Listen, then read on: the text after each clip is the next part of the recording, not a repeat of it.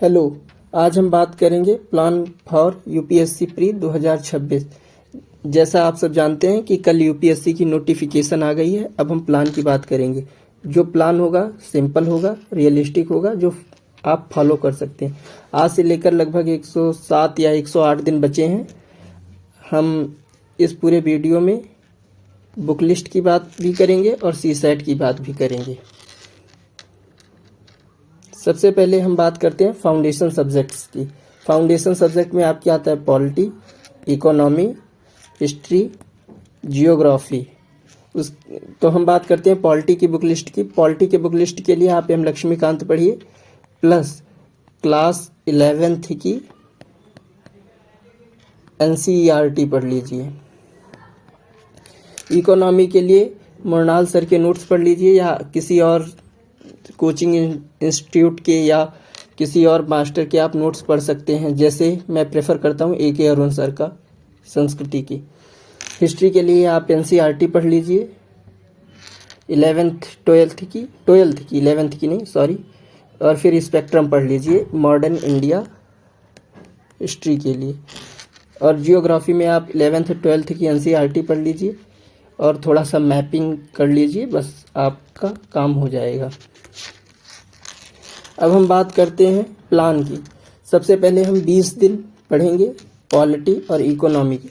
अगर मान लीजिए पॉलिटी के 15 क्वेश्चंस आते हैं तो लक्ष्मीकांत से लगभग 12 से 14 क्वेश्चन तक या 13 क्वेश्चन तक हो जाते हैं और ये डूएबल होते हैं। इकोनॉमी जो है वो कॉन्सेप्ट बेस है, इसलिए आपको दिक्कत नहीं होगी। इसे आप पहले पढ़ लीजिए। कॉन्सेप्ट अगर आप समझ लेंगे, इसके साथ आपको PT 365 भी पढ़ना है। विजन IS की आती है, ईयरली कंपाइलेशन है, ठीक है। 15 दिन हम फिर पढ़ेंगे। नेक्स्ट जियोग्राफी में 11th एंड 12th की NCERT है। और फिर मॉडर्न इंडिया हिस्ट्री के लिए आपको स्पेक्ट्रम ही फॉलो करना है। तो ये आपका हो गया polity, economy, geography, modern India history. अब हम बात करते हैं और अदर्स सब्जेक्ट की जो आते हैं पेपर में पर कोर नहीं है। Ancient history, medieval history, art and culture, science and technology, environment, international relation. Ancient और मिडिवल हिस्ट्री के लिए आप न्यू NCERT क्लास 12th की पढ़ लीजिए और उसके साथ आप लूसेंट ऐड कर सकते हैं। आर्ट एंड कल्चर के लिए आप फाइन आर्ट की NCERT पढ़ लीजिए 11th क्लास की और selective chapters of Nitin Sanghania sir book, इसमें आपको सिलेक्टिव पढ़ना है। फिर आपके आता है next subject science and tech. इसके लिए आप PT 365 पढ़ लीजिए, प्लस थोड़ा बहुत बेसिक पढ़ लीजिए किससे, बायो के चैप्टर का, ठीक है। तो NCERT 10th की,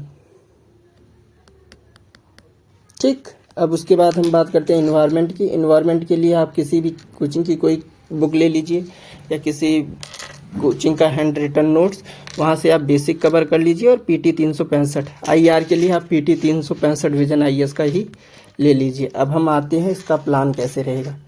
और एक सब्जेक्ट बचता है आपका मैपिंग के लिए आप एटलस ले लीजिए, ऑक्सफोर्ड या ब्लैक साउन का, और ब्लैंक मैप जिसमें आप लोकेशन खुद से डिनोट कर लीजिए। अब हम 7 दिन में पढ़ेंगे इन्वायरमेंट और मैपिंग और इन्वायरमेंट जो है इसे हम जियोग्राफी के बाद पढ़ेंगे। जियोग्राफी के बाद पढ़ने से आपको इन्वायरमेंट के कुछ कॉन्सेप्ट जो हैं वो जियोग्राफी से रिलेट हो जाएंगे और जियोग्राफी में ही हमें मैपिंग भी समझ में आ जाएगी। फिर हम नेक्स्ट 7 दिन में साइंस एंड टेक और एंशिएंट हिस्ट्री पढ़ेंगे। फिर अगले 10 दिन में IR, आर्ट एंड कल्चर और मिडिवल हिस्ट्री पढ़ेंगे। इसके मतलब इन सब सब्जेक्टों के लिए समय कम इसलिए दिया है क्योंकि ये सब सब्जेक्ट ऐसे हैं कि इसमें आपको अगर 80% पढ़ेंगे तब 20% इसका आपको रिज़ल्ट मिलेगा। और पहले वाले सब्जेक्ट में अगर आप 20% पढ़ते हैं तो आपको 80% रिज़ल्ट मिलता है, ठीक। अब हम बात करते हैं टोटल डेज की। अगर आप पढ़ेंगे तो 15 दिन उधर हो गया इकोनॉमी और पॉलिटी, 15 दिन हो गया geography and modern India history, 7 दिन मैपिंग और इन्वायरमेंट, 7 दिन science and tech and ancient history. 10 दिन में आपका IR हो गया, आर्ट एंड कल्चर हो गया, और मिडिवल हिस्ट्री हो गई। अब आपके टोटल डेज हो 59। अब आपके पास बचते हैं 10 दिन, मतलब बचते हैं 40 दिन। 10 दिन आप CSAT के लिए दे दीजिए, जिससे आपका CSAT पूरा कंप्लीट हो जाए। फिर बचे 70 में मतलब 70 दिन आपके ये पूरे हो जाएंगे इधर, और मतलब 59 दिन अगर आप इसे पढ़ लेंगे GS का, और 10 दिन CSAT के लिए। फिर 30 दिन आपके लिए बचेंगे। 5 दिन आप बैकलॉग के लिए रख लीजिए। अब आपको पढ़ना कैसे है, जैसे 20 डेज का टारगेट है इकोनॉमी प्लस पॉलिटी का, तो इसको आप 9 दिन पढ़ेंगे।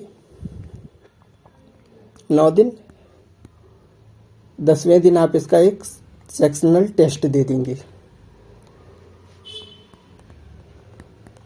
ठीक है। अब बात करते हैं, ऐसे आपका हर सब्जेक्ट में चलेगा। उसके बाद हम बात करते हैं नेक्स्ट रिवीजन। हर एक सब्जेक्ट को 2 दिन में कवर कर लेना, और फिर लास्ट में 6-7 दिन बचेंगे, आप एक दिन में एक सब्जेक्ट को रिवाइज कर लेना। और थैंक यू।